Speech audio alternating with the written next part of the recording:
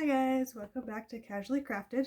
My name is Ashley and this is Crafty Chat number 5. So before we get started, I just want to welcome all my new subscribers. I've had quite a few in the past few weeks join us. So I want to thank Ryan from the Yarn Hag Ryan and Sandy from Left is Right Crochet for their shout outs. And hopefully you guys like what you see and want to stick around a while. It's been about 3 weeks since my last video, which is a little longer than I would like. My goal was to do every other week or once a week if possible, but we're still going a little slower at this moment. But I did get some things done. So the pillows that I was working on for my daughters, I got those done. So this is the circle one. My 6-year-old, her name is Maddie, she wanted a circle pillow. And I'll post the links to the pattern that I used for this front. It's kind of hard to see, there's bobbles, but she was sleeping on it, so it kind of squished them in. And these are both made with Premier,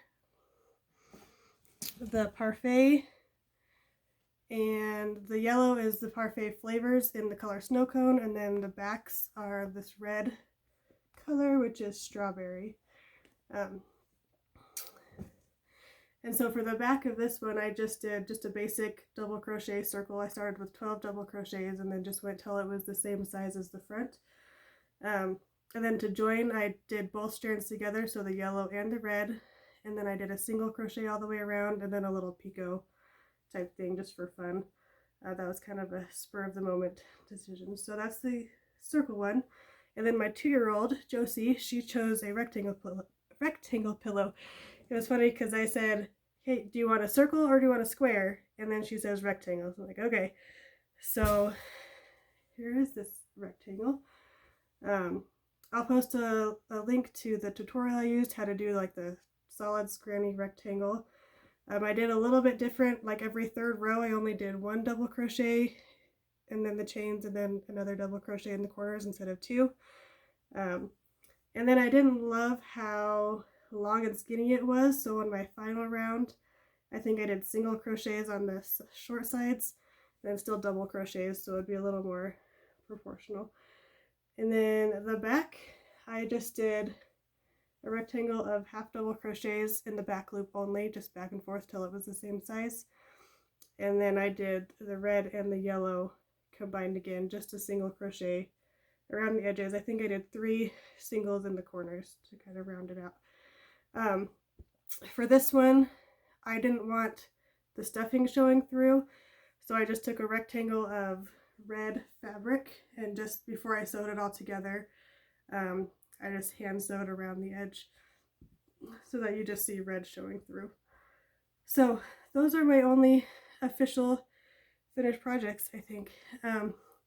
So for works in progress, this first one, a friend of mine from high school, she just announced that she's going to have a baby boy in August, which is super exciting for her circumstances. She has lost 2 babies in the past few years, and she also has about a 10-year-old boy. But we're super excited for her, so I wanted to make a blanket, and I remembered that I had this mandala ombre from Lion Brand in my stash, but it was part of a project I'd already started. This is the colorway Mantra, and so I was thinking this would be a good color for her baby boy blanket,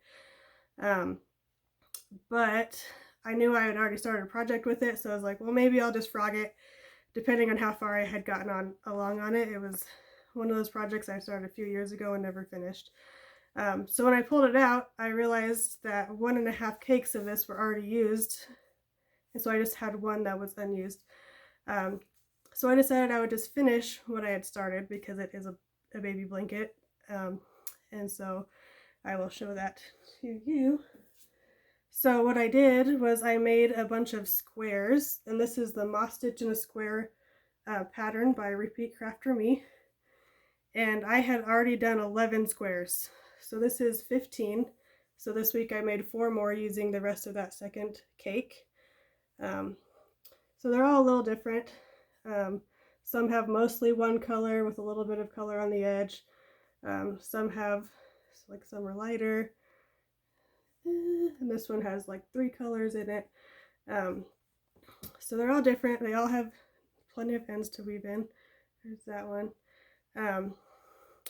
So I decided I would just go ahead and work on finishing this with the last cake that I have. So there's 15 squares and they're about 6.5 inches. So 15 squares. I'll make 5 more out of the third cake. And so it'll be like 4 by 5. So 4 across and 5 down. I haven't decided how I'm going to join, probably some sort of invisible join. And then when I first started this project, I bought some Yarn Bee yarn. Hold on, I dropped it. This Yarn Bee Soft and Sleek, which I thought was really similar in feel and the color. I felt like it kind of, it's hard, it doesn't really match on video, but in person it matches a little better. So I might use this as a border. I haven't officially decided yet, so we'll see how that goes. And I've never made anything like granny squares or anything that you have to sew together, which is why I'm not really sure the direction I'm going with it. But so yeah, so I'll make 5 more squares, sew in all my ends, figure out how to put it all together, and then figure out if I want to use this as a border or use whatever's left out of this as a border. I don't know. We'll have to see how that turns out. So my other works in progress are, I decided to start making my daughters and I our shirts that I bought Karen cotton cakes for. Like my, not last video, but the video before, I think I showed that I bought those. So this pattern is from Darla, the Crafty Yarn Owl.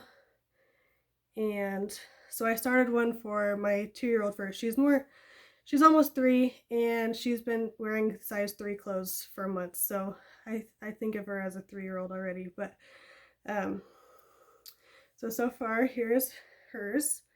And this is the Karen cotton cake in the color Candied Lavender. Those purples and blues. So there's that. I did make it a little bit too short, so I'm going to have to go back and add some sort of like double crochets or either V-stitches going the other way. I'm not sure. But I saw Pamela from Pamela's Adoring Crochet, her version. I loved the sleeves she added to it and the length and flowiness of it, not so skin tight.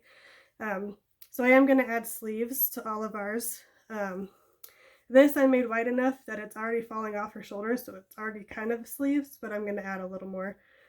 So yeah. And then I started making mine because I had gotten this far on hers and I didn't know where to put the armholes yet. And I couldn't measure my other daughter's because she was asleep. So I started mine. I've only got like 7 rows done. And I made it really long because I want it long. I don't like shirts that are too short. So I don't know if you can see, it goes all the way down to there. So I'm hoping it's long, not just right at the waist. But this is the colorway Aqua Breeze. And I have 2 of these, which I'm glad I do since I'm making it extra long and I want to add the sleeves. Oh, I forgot one other. It's kind of a finished object, kind of not. So for those of you who've seen one of my other videos about the bunny graph that I was making from Yarn High Ryan, I showed this one. I don't know which side's the front. I showed this one the first time, and so that one was done. And my original plan was to make a banner out of these, so I was going to make like 5 or so, and I only made 1 more. That's why it's not really a finished project. But here, I can never remember which side's front. Here's my second one. I think this side is. Okay. So I also, for this one, used a Premier Sweet Roll. For this one, I did, as I was crocheting, I just used the white part of the sweet roll to make the tail, and then I went back later and used the Bernat Pipsqueak. I went over it. I feel like it crocheted up better that way. And I'm not really sure what I did, but this one is one row shorter than the purple one that I just showed you. So I'm not sure if I skipped a row somewhere in the head or the ears, or if I added an extra row on the purple one. I don't know. I was distracted while I was making it, so it's probably I just skipped a row, but oh well. So this is going to have to be a project that I save for another year, I think, to finish all the way. But I did enjoy making it. It's just, I just wasn't feeling anything lately, so that's as far as I got. With that though, I wanted to show just my nice diaper bag that I use as a project bag. So when I made the purple and yellow one, I tried using, where are they? I used these little clips from the dollar store, and I couldn't get enough yarn on there without it like falling all off everywhere. And so I ended up running out of yarn and then having to join and stuff. So for the green and yellow one, I just balled them up, and then I used these little hair clips to clip your yarn from unraveling from the ball. So when you're not using that color, you just clip it and then it holds it on. And so that worked a lot better because I could make a ball as big as I need for that color. And yeah, so I like that better than trying to use, I mean, if I had real bobbins, I would have used those, but I don't. So that was my solution to that.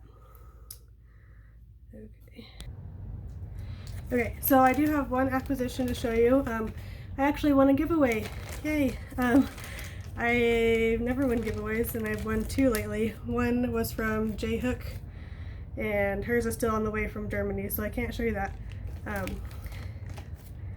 This one is from Zelda, Z, and she was doing a Darn Good Yarns gift card giveaway, which I won. And then we had a heck of a time getting me the email with the gift certificate. I never got it, and so I was like, hey, I never got it. And we're like emailing back and forth, and I was trying not to come off of rude, like, hey, I didn't get it, and it's not in my spam, like, I don't think it's my fault, like, what do you want me to do? So we finally got it figured out, so that was good. So I ordered 2 hanks, and I've never ordered from Darn Good Yarns before. They're a little fancy for me, a little expensive, but and I've never had a hank before, so this is all kind of exciting. So I got 2 hanks. Whoa, I just undid that one. This it's 100% organic cotton. This is a DK 3 weight, and the color is Bahama Mama, and it's 315 yards. So I got 2 of those, so that's 630 yards. No idea what I'm going to do with it, but I love the colors. I love like the teal type colors, the blues and greens, and yeah, so those are my favorite colors. So yeah, no idea what I'm going to do with it, but it's pretty exciting. It's pretty soft, so if you have ideas what I could do with it, let me know. Otherwise, it might sit around for a while till I decide a nice project for it. So there's that. So that is all for my yarny stuff. I've decided to start putting my other random crafts towards the ends of the videos, because I know not everybody is here for that. So if you just want to see the yarny stuff, then I will talk to you later. If you want to see the other stuff, stick around. So the week after my last video, we visited my parents, and every time we go there, my mom loves to do paint pouring. So the acrylic paint that you water down, not water down, but you make more liquidy and you pour it on the canvas. So we do that pretty much every time. So we did a little bit of that this time. I got these wood Easter eggs from the dollar store and some from Walmart, and I just brought down 5 to show you. We made like 15 or 20. So these are some of my favorite ones. You can see the teals in there. Those are my favorite colors. I like this one, looks like the creamsicle, and we've talked about this one's like strawberry shortcake. We're apparently in a food mood that day. But yeah, there's those. I need to Mod Podge or varnish those or something, but we made a bunch of those, so we tried to use similar colors in all of them so they'd all kind of match, and we'll make some sort of banner or something for next Easter. So there's those. So that's what we did this time, but we also got to take home things that we did last time we visited. So hold on. So this one, I saw this idea of how to make a canvas where you fill up, like you put a cardboard in the cup and you fill up half with one set of colors and half with the other set. And I wanted something like that, but it wasn't working out, so I ended up just filling 2 different cups with 2 different types of like paint designs. And I made this huge canvas with half pinks and purples and gold, and this one is blues and greens and silver. I don't know if I can get a close-up of any of that.